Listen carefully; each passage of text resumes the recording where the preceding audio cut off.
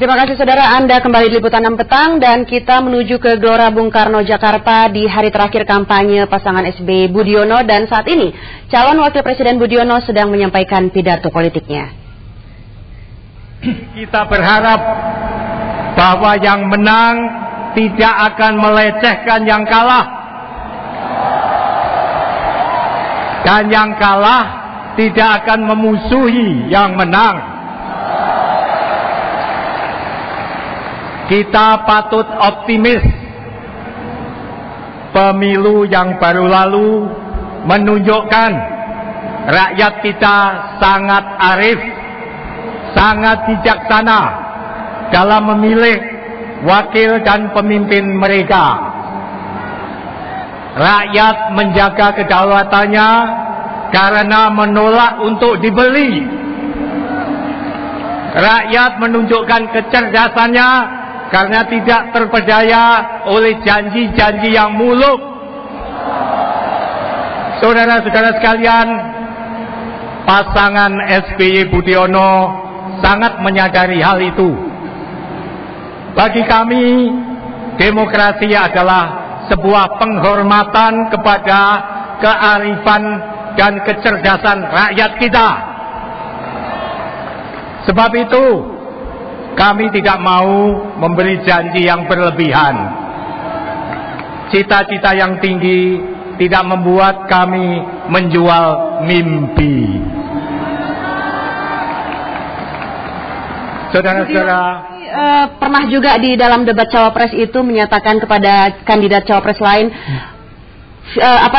idenya itu hanya sebatas mimpi. Apakah ini memang bentuk sindiran juga kepada lawan politik?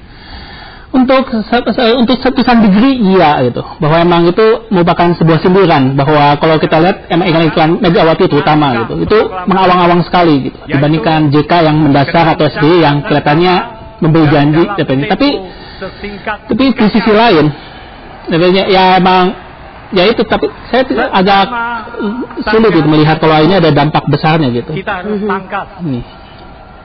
Iya, barusan kita mendengar bersama-sama bahwa Budiono menyatakan tidak berani memberi janji-janji muluk, harapan yang terlalu tinggi. Apakah ini ingin memberikan penjelasan kepada masyarakat bahwa mereka berusaha untuk bersikap realistis? Ya, itu SBY dan Budiono itu mereka berusaha memperlihatkan kepada masyarakat. Nih, kita yang sudah kita lakukan selama 5 tahun. Nih, kalian bisa lihat dari data-data bahwa kesejahteraan rakyat, masyarakat, pendapatan semua meningkat. Nih, harga bensin turun. Kita memberikan realitas. Megawati memberikan janji muluk. JK belum terlihat. Tapi ini sudah lebih faktoid.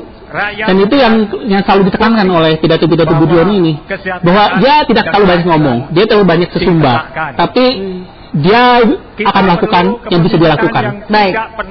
Kita dengarkan sesaat lagi. Bung Yohanes masih dari Gelora Bung Karno, cawapres Budiono mendengar. Alhamdulillah, di antara kita ada seorang pemimpin yang memenuhi syarat-syarat itu. Saya bertanya, siapakah dia, saudara-saudara?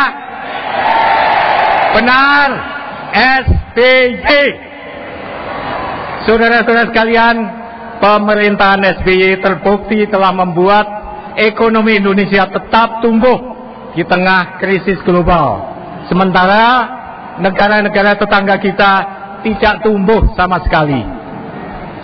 Di bawah SBY juga Indonesia aman, ancaman teror dan konflik sosial mereda.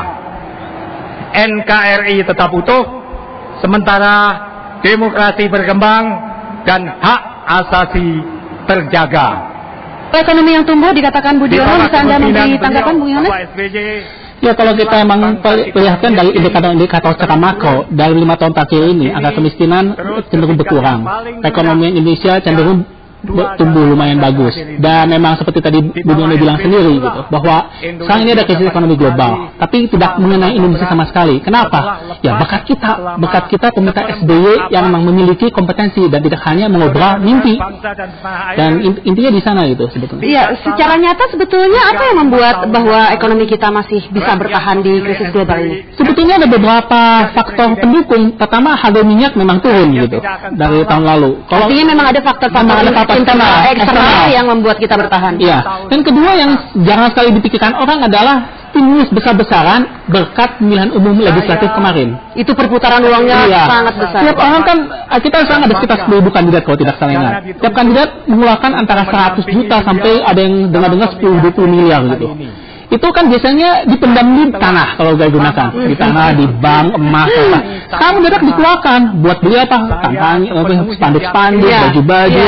Perputaran uang di kampanye mulai legislatif kemarin itu mungkin sudah triliunan rupiah ya. Itu yang membuat kita juga bertahan secara ekonomi. Iya, dan itu jadi SBY itu secara langsung dibantu musuh-musuhnya. Dibantu Prabowo, dibantu Wiranto, dibantu Megawati. Gitu.